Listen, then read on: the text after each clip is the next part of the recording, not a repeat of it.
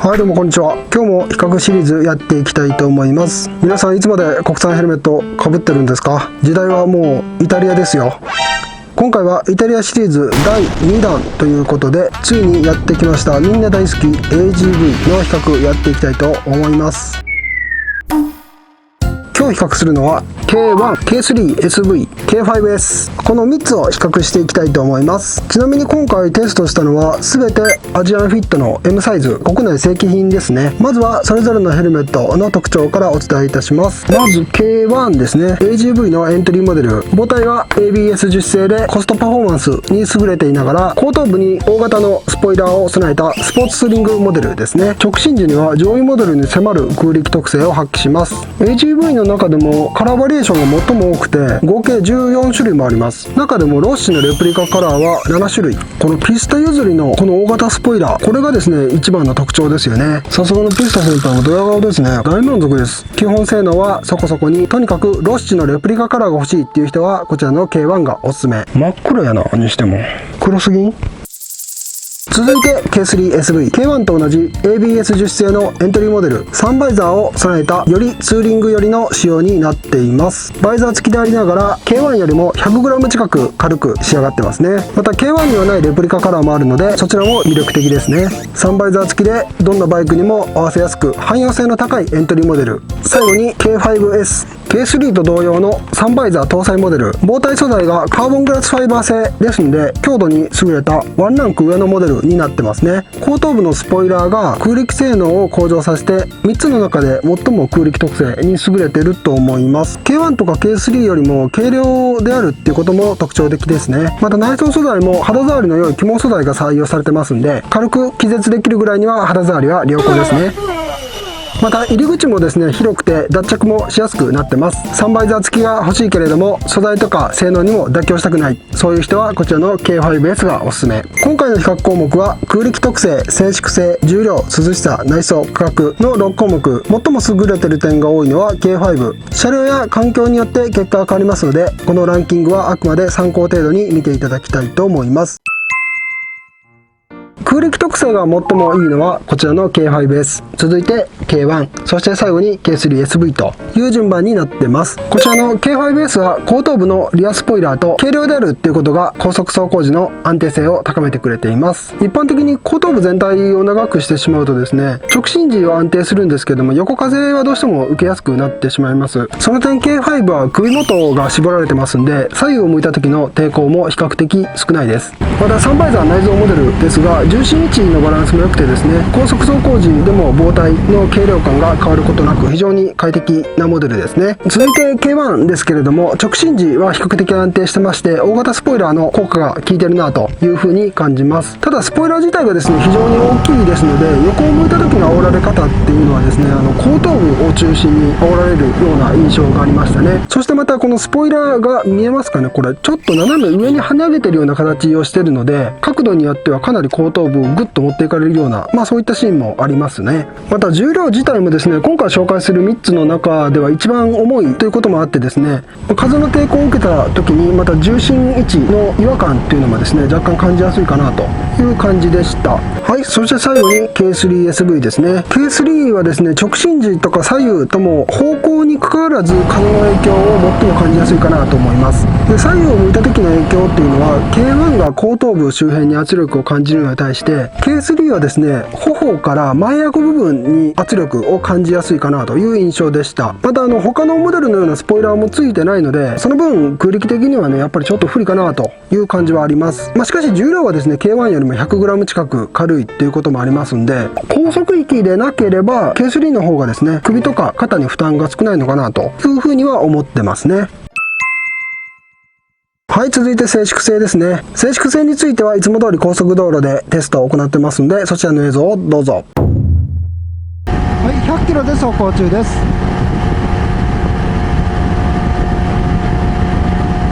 100キロで走行中です。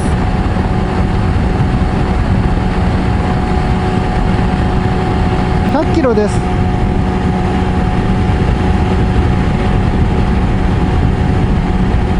母体自体の遮音性とか気密性は正直どれも変わりませんので、今回はねあえて順位をつけるんだなっていう視点で見ていただきたいと思います。静粛性が最も高いのはこちらの K5S、 続いて K1、 そして最後に K3SV という順番です。 K5 はですね、空力特性の高さによる不快な風切り音が比較的少ないです。ババババババババというような音とかですね、ピーピーいう音もほとんど感じることはありませんでした。唯一イヤーホール部分に内蔵パッドが設けられているっていうことも包帯内部の静粛性に寄与しているのではないかなと思ってます。続いて静かだったのはこちらの K1 ですね。正直 K1 と K3 の静粛性はもうほぼ変わらないんですけど、わずかにね直進安定時の騒音の発生の仕方はですね K1 の方がやや有利かなという感じでした。これはやっぱり K1 の方がですね直進時の空力の安定性に関係してるんじゃないのかなというふうに思ってます。で K3 はですね、直進とか左右を向いた時とか、方向に限らずですね風切り音は最も大きいかなという感じですね。直進安定時でも他のモデルのように風をスムーズに受け流しているっていう感じもあまりないので、ババババババババというような音を感じやすいかなという印象です。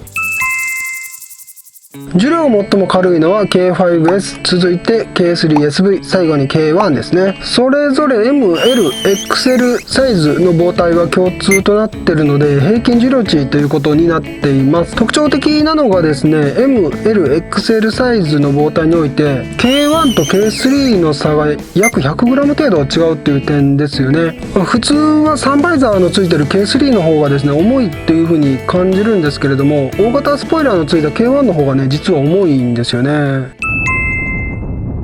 ベンチレーションについて、一番涼しいのが K1、 続いて K5S、 そして最後に K3SV という順番になっています。 K1 のインテークは額に3箇所、口元にも内側から開閉操作ができるインテークがついています。こちらがスイッチですね。リアの大型スポイラーの左右にエアアウトレットがついています。内装をめくるとこんな感じ。額のインテークは合計7箇所、エアルートもしっかり溝が掘られてまして、後頭部にはエアアウトレットの穴が4箇所ついてますね。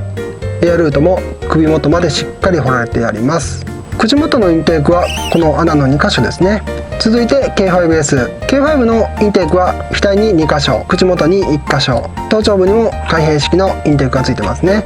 後頭部のエアアウトレットは開閉操作ができるようになっています。内装を取るとこんな感じ。頭頂部の大きなインテークとその左右にも2箇所インテークがついてますね。そして後頭部のエアアウトレットは穴が2箇所開いております。そしてエアルートも首元までしっかり掘られているっていうのが分かりますね。続いて K3SV、 インテークは額に2箇所、頭頂部に1箇所、口元にも他とも同様の内側から開閉できるインテークがついています。後頭部のエアアウトレットは左右についてますけれども、こちら開閉操作はできません。内装を取るとこんな感じ。頭頂部の中央のインテークとその左右にもインテークがついております。そして後頭部のエアアウトレットは4箇所穴が開いてますね。そしてエアルートも首元までしっかり溝が掘られてます。はい、まず K1 からなんですけども、今回紹介する中ではですね唯一低速域でも風の流入を感じることができるモデルとなっております。インテークはですね前頭部の下側についてまして、そして膨体ライナーの穴は7箇所もあるっていうのが特徴ですね。でちょっとこちらの映像を見ていただきたいんですけれども、額のインテーク部分ですね、中央と左右のインテークがあるんですけども、中央部分はですねこうして外から光を差し込むとですね、ダイレクトに内側に光が届いているっていうのがわかるんですけれども、この左右のインテークですね、この部分はですね光を外側から差し込んでみても内装側からはですね直接光は見えないんですよね。膨体側の穴と内装側の穴の位置がですね若干こうずれて設定されてるんですよね。ですので額のインテークはですね真ん中のここの中央部分というのはガツンと正面に風を感じることができるんですが、この左右の部分に関してはバシッとこう入ってきてるっていうような印象ではありませんので、その点は注意していただきたいと思います。照英さんの Z7 もですね額に3箇所のインテークを持っているんですけれども、これですね Z7 よりは弱いですね正直。印象としてはですね新井さんのベンチレーションの感覚に近いんじゃないかなというふうに思ってます。はい、続いて K5 ですけれども、こちらもですね K1 と同様、額の左右にこういうインテークがついてるんですよね。こちらもちょっと映像を見ていただきたいんですけれども、これはですね K3 を例に出してるんですけども、 K3 の内側からですね、光を当ててみたところです。インテーク部分内側から光を当ててみてますけれども、このかなりですね上部上の方にですね穴が開いてるっていうのが分かりますよね。ですのでインテークスイッチ自体はですねこの額近くについてるんですけれども、もう胴体側に穴が開いてるのはですねこのかなり上の方なんですよね。上の方に穴が開いてるとですねどうしてもですね走行中に風の取り入れ方っていうのは少し弱くなってしまうんですよね。よっぽど前傾してしまえばですね風は入ってきやすいんですけれども、直立姿勢でのバイクになるとですねどうしても穴がこういう方向に開いてますんで風は感じにくいかなと。またこの頭頂部部分上方向に開けっぱなしのこのインテークがあるんですけれども、スピードが上がらないと風は感じにくいかなと。ただ K3 と比べるとですね後頭部部分がエアロ形状になってますんで、この後頭部部分からの熱気の排出はしやすくなってるのかなというふうに思ってます。はい、そして最後に K3SV です。 K3 もですねK5 と穴が開いてる位置っていうのは全く一緒です。これもサンバイザー搭載モデルなんでどうしてもこの前には穴が開けられないんですよね。あとこのマイクロオープニングシステムって言ってこの部分ですね、この部分を少し上げるとややですねシールドを開けた状態で保持しておくことができますね。でこれとですねこの口元のインテークを合わせると口元から顔面付近ってどのモデルでも非常に涼しく感じることができるので、かなり暑さを和らぐことができるんじゃないかなというふうに思っております。内装が最も心地よいのは K5、 続いて K1、 そして最後に K3SV ということになっています。まずこの K5 なんですけれども、頭部とかチークともにスウェードのようなですね柔らかい起毛素材が使用されてますんで、肌触りは非常に良くってですね、またネックロール周りもですね非常に柔らかくて張り出しが少ないので脱着もしやすくなってます。でまたネックパッドのこの底の部分にはですね撥水処理が施されてますんで、雨が降ったりした時なんかもね水が染み込みにくくなってます。でまた K5 にはですねイヤーホール部分のカバーがついてますんで、こちらを取り外すことでインカムスピーカーの設置スペースが現れるようになっています。またメガネにもね対応できるようにチークパッドの上部にはスポンジが薄くなっています。もちろんフル脱着可能で顎紐部分も外せます。イヤーカバーも外せますね。顎紐は D リングになっています。続いて K1 ですね。内装はドライコンフォート生地を使用してまして、表面はサラサラというよりはツルツルというような感じですね。おそらくポリエステル系の速乾生地だと思います。そしてチークパッド部分の特徴としましてはですね、他のモデルと比べてやっぱり口元方向に長いんですよね。ですのでチーク部分のホールド感が他に比べて非常に高くてですね、顎下からの巻き込み風も少なくなってます。そしてもちろんメガネにも対応してまして、スルを通す部分にはスポンジが1枚薄くなっています。で内装はチークパッド周りとセンターパッドは取れるんですけども、顎紐は取れへんのかい。こちらはイヤースペースになってますね。顎紐は D リングですね。で最後に K3 です。K3 も K1 と同じドライコンフォート生地を使用してまして、肌触りは K1 と同じですね。ただチークパッドが口元方向に短く設計されているので、顎下からの巻き込み風も多いっていう点もですね、これも K5 と同様ですね。ただK5 よりも内装の反発力が高いんで、頬骨で支えられている感覚が非常に強くてですね、OGK さんのカムイ3の装着感に非常に似てるんですよね。ただ内装のきつさで言えばカムイ3よりはきつくないかなという感じです。でこちらインカムのスペースになってますね。顎紐は D リングになってますね。でチークパッド部分のメガネも一応対応してますね。記載はないんですけれども、この部分スポンジがやや薄くなってますんで、内装はチークパッドとセンターパッド外れるんですけれども、顎紐